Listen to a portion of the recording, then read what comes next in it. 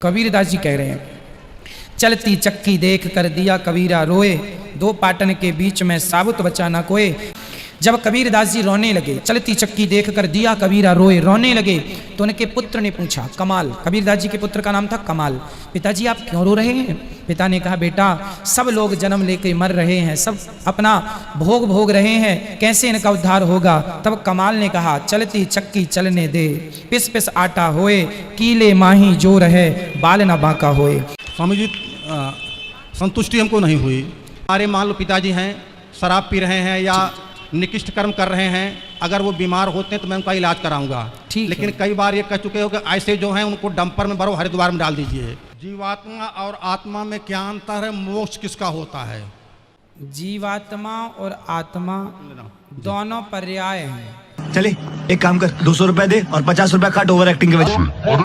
जो हम कर्म पिछले जन्म में किए हैं, ठीक है, वहाँ हम भोग रहे हैं। हाँ, अच्छा किए हैं तो बुरा किए हैं तो भोग रहे हैं। जब मेरा कर्म पिछले जन्म का समाप्त हो जाएगा तो हमारी जीवन यात्रा से खत्म हो जाएगी। ठीक है, तो हम यहाँ कर क्या रहे हैं?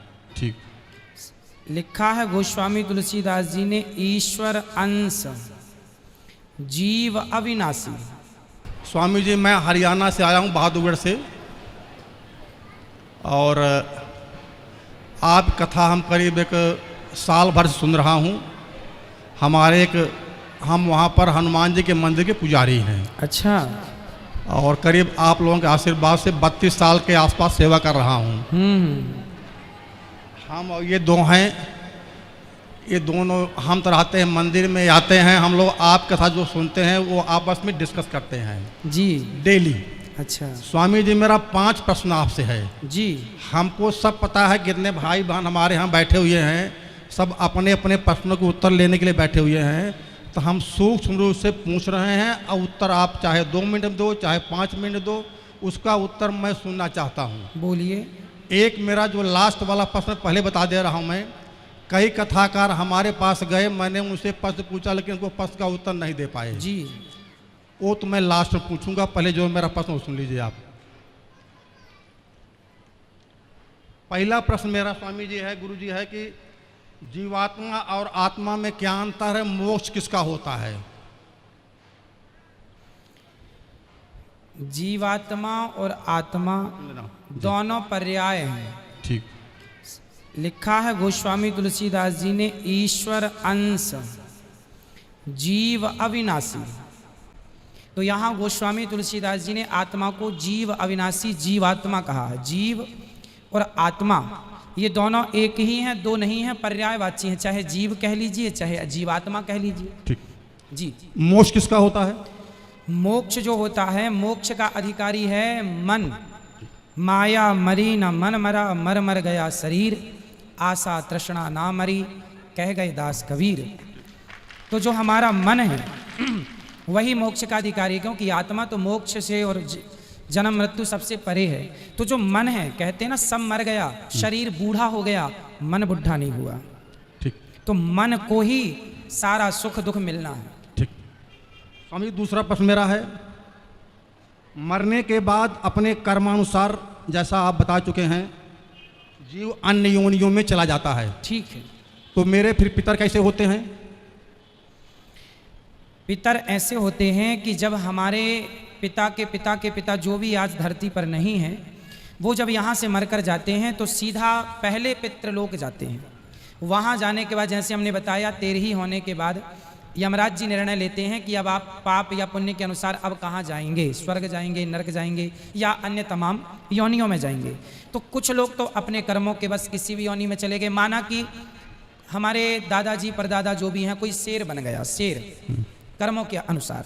अब हमने उनके नाम से यहाँ पिंडदान दिया, गया जी में तर्पण किया, जहाँ भी किया, तो हुआ क्या, वो शेर की योनि में जहाँ है, यदि उन्हें कोई कष्ट है, भूखे मर रहे हैं या कोई कष्ट तकलीफ है, तो ये पिंडदान का पुण्य उनको उस योनि में प्राप्त होगा जहाँ वो है। किसी भी योनि, बंदर से लेकर चींटी से लेकर हाथी तक जहाँ है वो उन्हें, यदि वो मनुष्य बने हैं तो मनुष्य की योनि में उनको प्राप्त हो जाएगा, जहाँ है वहाँ मिलेगा। ठीक है। परंतु कुछ लोग ऐसे होते हैं, ट्रेन लेट होने से हमें स्टेशनों में एक वेटिंग रूम बनाया जाता है, वेटिंग हॉल बनाया जाता है, जहां ट्रेन लेट हो गई तो आप वेट कर सकते हैं। उसी प्रकार किसी व्यक्ति, हमारे पिता के पिता, किसी के पाप पुण्य का कोई निर्णय किसी कारण ना हो पाए तो वो पितृलोक में होते हैं, और हम यहाँ से यदि उनके लिए कुछ करते हैं तो उनका उद्धार हो जाता है। जैसे कुछ दिनों के लिए ईश्वर ने ये विधान भी रखा है, नचिकेता को ये बात यमराज जी ने बताई है। नचिकेता के संवाद में ये सब कुछ स्पष्ट है कि हमारे जाने के बाद ये जरूरी नहीं है कि मरने के तुरंत बाद हमारा पुनर्जन्म हो जाएगा, कहीं भी जरूरी नहीं है। हो सकता है 2 साल तक ना हो सकता है 10 साल तक ना हो, और हो सकता है 100 साल तक हम वेटिंग रूम में इंतजार करें अपने नंबर का।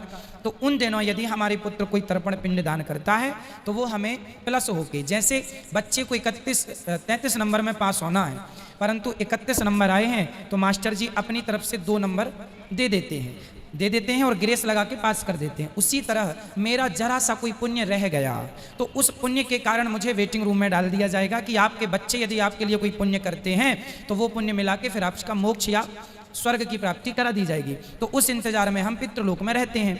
हम बच्चों को कहते हैं पुण्य करो, हमारे नाम से कुछ करो। जब नहीं करते तो वही पितृ फिर नाराज होके उन पर फिर गलत प्रभाव छोड़ने लगते हैं, उसी को पितृ दोष कहते हैं। अगर कोई वेटिंग लिस्ट में ना हुआ हो तो फिर बता चुका मैं कि वो शेर बन गया होगा तो उसको रूप में प्राप्त हो जाएगा वो। तो उसके निमित्त भागवत कथा सुनने से क्या फल मिलेगा फिर? किसको? भागवत कथा जो पोथी बैठा सुनते हैं वो क्या फल मिलेगा? आपने देखिए होता क्या है कि आपका कोई अपना आदमी अमेरिका में है और आपने उसके खाते में पैसे डाल दिए तो उसके खाते में तुरंत पहुंच गया कि नहीं? अब वो उस पैसे से शराब पी ले या दूध पी ले या रोटी खा ले या मांस खा ले, आपने तो पैसे भेज दिए, अब वो उसका उपयोग अपने ढंग से करेगा। उसी प्रकार हमने तो पुण्य कर दिया अपने पूर्वजों के लिए, अब वो शेर बने हैं तो उनको मांस मिल जाएगा, गाय बने हैं तो चारा मिल जाएगा, इंसान बने हैं तो 56 भोग मिल जाएगा। ठीक स्वामी जी, मेरा ये अंतिम प्रश्न यह है आपसे जी कि आपने भी कई बार बता चुका है, हमने भी कई और संतों सुन चुके हैं और थोड़ा सा जानते भी हैं कि जो हम कर्म पिछले जन्म में किए हैं, ठीक है, वहाँ हम भोग रहे हैं। हाँ, अच्छा किए हैं तो बुरा किए तो भोग रहे हैं। जब मेरा कर्म पिछले जन्म का समाप्त हो जाएगा तो हमारी जीवन यात्रा से खत्म हो जाएगी, ठीक है, तो हम यहाँ कर क्या रहे हैं?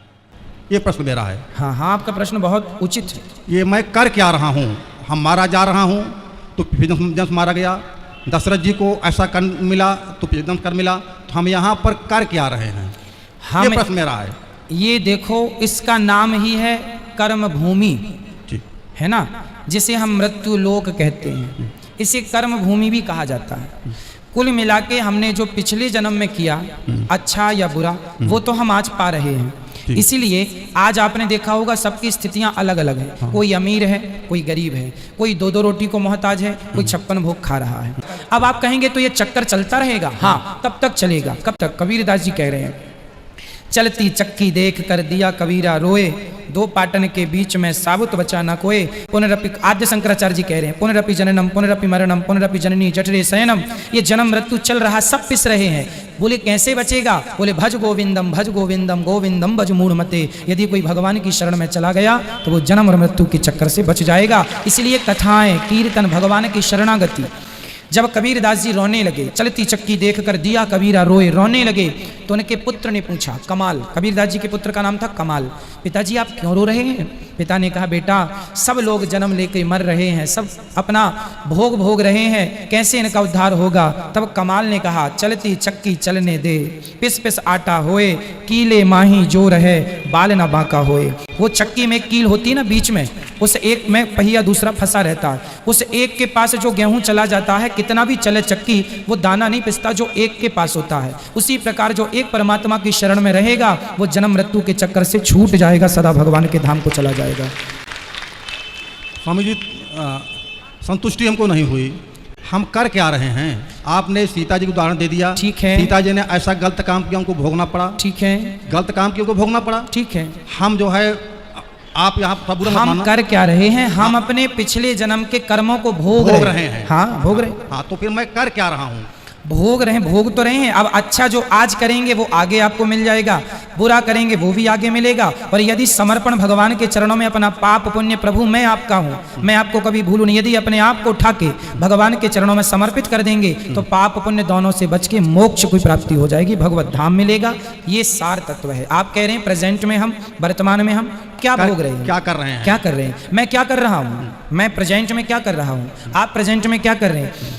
आप और हमने अपने कर्मों का ये फल भोग रहे हैं। आपके कर्मों में वृंदावन का दाना पानी लिखा था तो आप यहाँ आ गए अपना खाने पीने के। ये मेरे पिछले जन्म का संस्कार था। नहीं, हमारी आपकी पूरी हिस्ट्री, हमारी पूरी कहानी लिखी हुई है। किस तारीख को आपको कहाँ जाना है, क्या जाके क्या बोलना है, क्या करना है, ये पहले से तय है। तो आप पहले से जो तय था, अच्छा तय कहाँ से हुआ, आपके कर्मों को देखकर। पिछले जन्म जब आपका यमराज के पास, जब आप पिछली बार मरे होंगे ना, और मर के जब यमराज के पास गए होंगे तो आगे जन्म की पूरी आपकी कहानी लिख दी जा चुकी होगी कि आप अगले जन्म में अब मनुष्य बन के जाएंगे। आज फलानी तारीख को आप जाके अनिरुद्धाचार्य जी से ये सवाल करेंगे, ये उत्तर मिलेगा, इसके बाद आप यहाँ जाएंगे, यहाँ खाएंगे, ये पानी पिएंगे, सब कुछ लिखा है।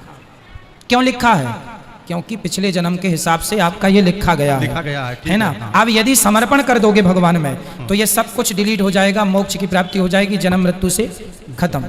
अब जो कुछ करें हम भगवान को समर्पण कर दें। हाँ, इसलिए कहता हूँ तुदीयम वस्तु गोविंद तुभ्यमेव समर्पय। जो भी अच्छा करो, जो भी करो, हम तो कहते हैं कर्म नहीं, अपने आप को उठाओ और भगवान के श्री चरणों में समर्पित कर दो, तो अपने आप अच्छे बुरे कर्म सब चले जाएंगे। एक छोटा सा प्रश्न आपके पक्ष में है जी। ये पक्ष है कि देखो, हर व्यक्ति एक समान नहीं होता है, हर समाज एक समान नहीं होता है जी। हम इसलिए कर रहे हैं, आपने कई बार कहा जब कोई हमारी गलती हो तो आप लोग बता दिया करो जी। तो ये गलती हम लोग डिस्कस किए हैं, जो आप थोड़ी सी क्या है, जो मेरी मन भावना है जी। आप फिल्मी वालों की बड़ी शिकायत करते हैं। ठीक है। फिल्मी वालों में भी कुछ ऐसे होंगे जो तमाम दान धर्म करते होंगे, कुछ ऐसे भी होंगे जो कि जो है पुण्य कार्य करते होंगे, लेकिन किसी एक व्यक्ति का नाम पूरे समाज का आप नाम लेते हैं, ये कैसा है, हमको उत्तर मत दो, समझना अपने आत्मा से आप। ठीक है। दूसरा प्रश्न मेरा ये है जी। देखो, हमारे मान लो पिताजी हैं, शराब पी रहे हैं या निकृष्ट कर्म कर रहे हैं, अगर वो बीमार होते हैं तो मैं उनका इलाज कराऊंगा। लेकिन कई बार ये कह चुके हो कि ऐसे जो हैं उनको डंपर में भरो, हरिद्वार में डाल दीजिए।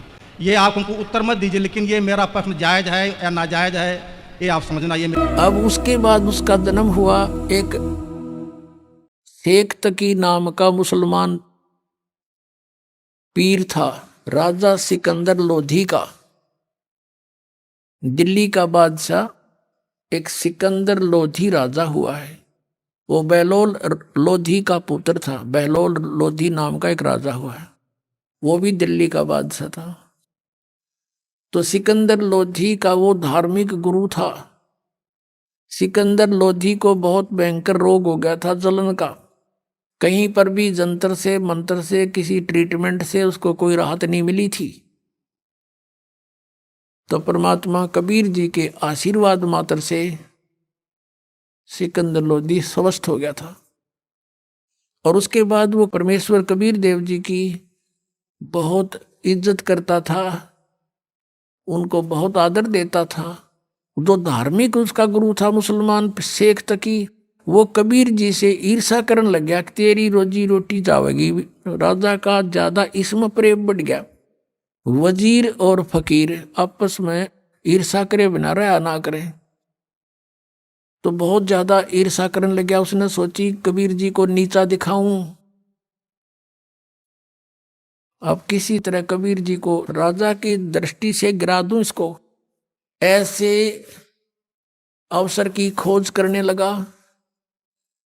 एक दिन राजा सिकंदर लोधी कबीर परमेश्वर जी को साथ लेकर काशी से लौट रहे थे, बनारस से दिल्ली आ रहे थे। शेख तकी भी साथ था।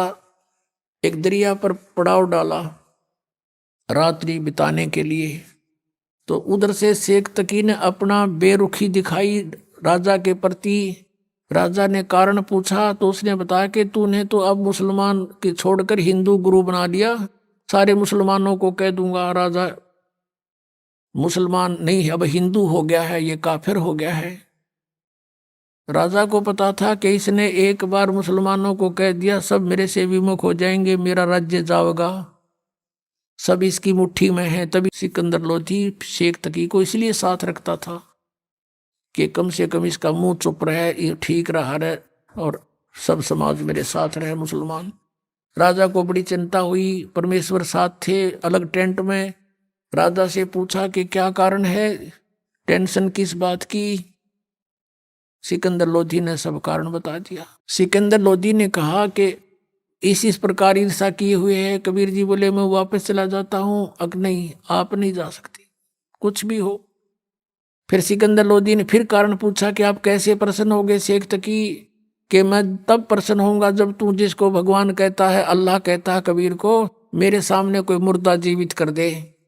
क्योंकि सिकंदर लोधी ने स्वामी रामानंद जी जो कबीर परमेश्वर जी के गुरुजी थे, उन्होंने कोई ऐसा अपशब्द कह दिया था मुसलमानों के बारे में सिकंदर लोधी को, रामानंद जी ने।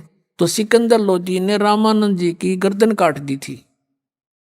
और वैसे लोगों की दृष्टि में, संसार की दृष्टि में तो कबीर जी के गुरुजी थे रामानंद, लेकिन रामानंद मानते थे कबीर जी को गुरुजी अपने हृदय से, लेकिन एक मर्यादा बनाए रखने के लिए वो गुरुजी बने हुए थे। तो सिकंदर लोधी ने जब गर्दन काट दी तो कबीर परमेश्वर जी ने तुरंत जीवित कर दिया था वही सिकंदर लोधी के सामने। एक तो वो देखा अपनी आंखों के सामने भगवान की लीला, और फिर अपना जलन का रोग उसका ठीक हो गया। इस कारण से वो इतना प्रभावित हो गया था। और शेख तकी को भी उसने आकर ये बताया था, हे पीर जी, ये तो अल्लाह का रूप आए हुए हैं, मेरा दर्द ठीक हो गया, सारा रोग नाश हो गया। और ऐसे ऐसे इस रामानंद जी स्वामी ने हमारे मुसलमान धर्म के बारे में कुछ गलत बोला था और मैंने इसकी गर्दन काट दी और वो मेरे सामने जीवित कर दी। ये तो अल्लाह का स्वरूप है, ये तो खुद मालिक आए हैं। इस चीज तो चढ़ गया, इतना ईर्षा करने लग गया। तो उस दिन कहता है कि मैं जब जानू मेरे सामने कोई मुर्दा जिंदा करे ये कबीर, नहीं तो मैं सब मुसलमानों को कह दूंगा कि राजा काफिर हो गया। तब सिकंदर लोधी ने कारण बताया कि शेख तकी ये कहता है गुरुदेव कि मेरे सामने कबीर जी कोई मुर्दा जिंदा करे और नहीं तो सचमुच ये आग लगा देगा। मुझे ये चिंता का विषय बन गया। तब कबीर जी ने कहा कि कह दो इसको कोई मुर्दा ले आओगा, ला देखते हैं, बड़ी बात है। अब शेख तकी से कहा सिकंदर ने कि वो कह रहे हैं कि लाओ कोई मुर्दा उठा के। कहने लगे मैं कहाँ से लाऊं, ऐसे कोई मुर्दा होगा जब देखेंगे। कहते हैं ओए कि परमात्मा से अपने भगत का दुख इतना भी नहीं देखा जाता, एक सेकंड भी। कुछ ही मिनटों के बाद क्या देखते हैं कि एक लड़का मरा हुआ, मृत्यु के पश्चात जल प्रवाह कर दिया गया था। अंतिम संस्कार कुछ कबीले ऐसे हैं वो सवाह नहीं करते, ना जमीन में गाड़ते, वो जल प्रवाह कर देते हैं। वो लड़का अपना समय पूरा करके जल प्रवाह कर दिया था, मृत्यु हो गई थी, वो बहता हुआ आ रहा था। तब सब किसी ने बता दिया कि वो आ गया मुर्दा, वो आ गया मुर्दा। उसी समय सब इकट्ठे हो गए। तो परमात्मा ने कहा कबीर जी ने कि शेख तकी अब तू ट्राई कर ले, कदे बाद में नंबर बनावे। तो भी नंबर कहता मैं भी कबीर क्या ज्यादा जानता है। तो शेख तकी लगा ठू ठा करने। उसने सोचा मैं कर दूं तो मेरा नंबर बन गया। वो दूर चला गया मुर्दा, जल में बहता हुआ दरिया में काफी दूर चला गया, कम से कम 500-600 फुट आगे को, 3-4 एकड़। तब सिकंदर को कहता शेख तकी कि ये न्यू चाव था कबीर कि किसी प्रकार ये मुर्दा आगे को चला जाए, इसलिए मुझे लगा दिया इसमें। ये कोई मुर्दा जीवित हो सकता है कभी? वो तो कयामत आवेगी जब होंगे। कबीर जी खड़े हुए और मुर्दा जैसे आगे बहकर चला गया था, वो शव बहुत दूर चला गया था, वहां से ऐसे हाथ किया, वो मुर्दा, वो शव वापस चल पड़ा अब स्ट्रीम में। जैसे जिधर से पानी बहकर जा रहा था वापस आ गया वो परमात्मा के पास। और परमात्मा ने कहा ये आत्मा कबीर हुक्म से इस मुर्दे में प्रवेश कर, जहां भी है वापस आ जा और बाहर आ जा तू 1 सेकंड में। उसी समय लड़का जीवित हुआ और कबीर जी के चरणों में आकर प्रणाम किया। बोलो सतगुरुदेव की जय।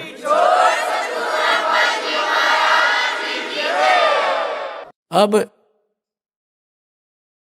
शेख तकी कहते दूने जो कहते हैं ना तेल पर छींटे लगे, उसके और ज्यादा ईर्षा बढ़ गई कि इसने जुल्म कर दिया, ये तो और ज्यादा हृदय में समा गया।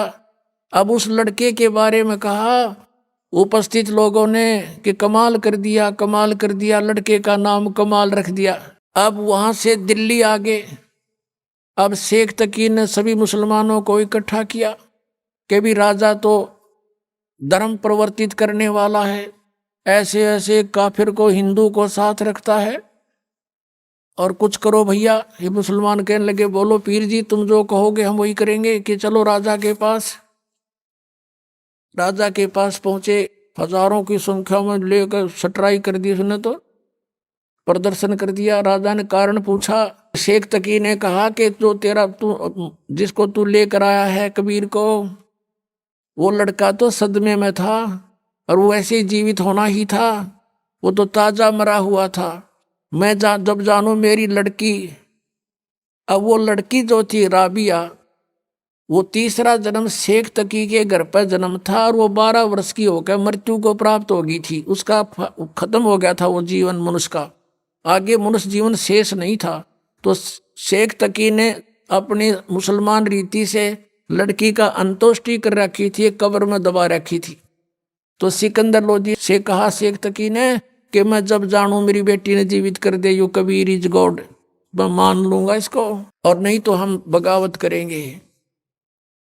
अब फिर टेंशन बना दी। परमात्मा अंतर्यामी थे, वो तो सारी फड़क निकालने के लिए तो गए हुए थे। कबीर जी ने पूछा परमेश्वर ने सिकंदर जी से कि क्या हो गया राजन, कुछ मायूस नजर आ रहे हो। राजा ने सारी अपनी समस्या बताई। अब कहते हैं अपने भगत का दुख भगवान देख नहीं सकता।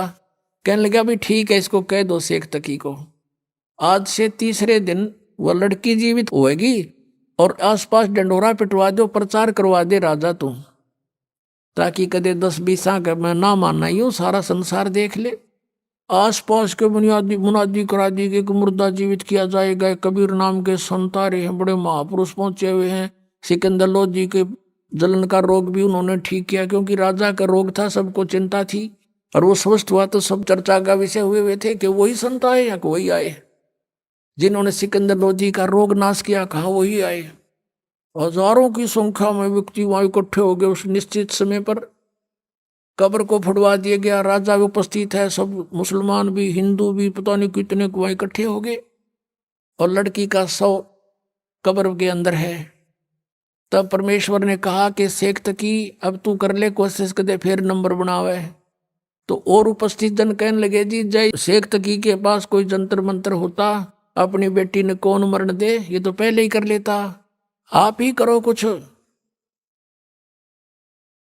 अब परमात्मा ने कहा कबीर जी ने कि हे शेख तकी की बेटी जीवित हो जा। वह जीवित ना हुई। दूसरी बार फिर कहा कि हे शेख तकी की बेटी जीवित हो जा, नहीं जीवित हुई। तो शेख तकी ने भंगड़ा पा दिया, नाचे कूद, देखो पकड़ा गया ढोंगी का ढोंग, देखो देखो कुछ नहीं हो सकता इससे। तीसरी बार परमात्मा ने फिर कहा, वह नहीं जीवित हुई। तब परमेश्वर ने कहा कि शेख तकी थोड़ी शांति रख, अखोरी शांति, पकड़ा गया तेरा ढोंग, देखो पाखड़ देखो पाखड़। तब परमात्मा ने कहा हे जीवात्मा जहां भी है तू, कबीर हुक्म से वापस आ, प्रवेश कर बेटी के शरीर में बाहर आ जा। 2 सेकंड में सारा शरीर कंपने लगा। लड़की उठ के परमात्मा के चरणों में दंडवत प्रणाम किया। बोलो सतगुरुदेव।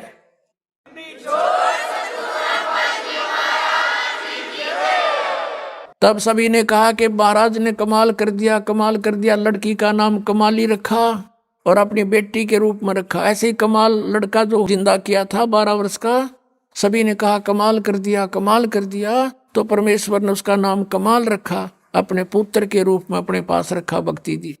अब वो लड़की जब जीवित हुई, परमेश्वर ने कहा बेटी जा तेरे पिता के साथ में, और उधर से उसको पिछले अपने जन्मों की चेतना दे दी। परमात्मा ने अपने आशीर्वाद से उसकी बुद्धि खोल दी, दिव्य दृष्टि खोल दी।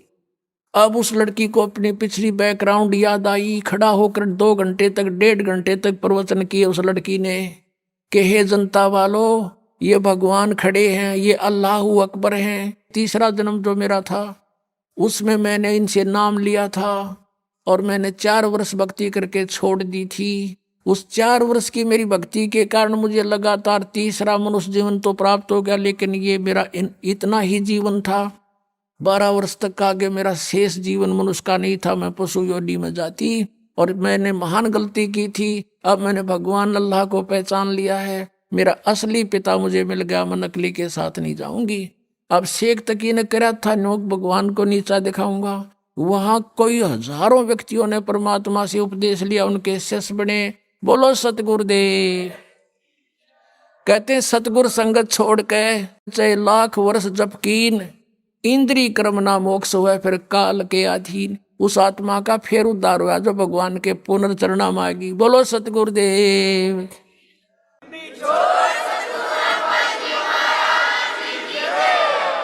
अगर आप ये वीडियो YouTube पर देख रहे हैं तो हमारे चैनल को सब्सक्राइब करें और बेल आइकन को दबाना ना भूलें। अगर आप Facebook पर ये वीडियो देख रहे हैं तो हमारे पेज को लाइक करें।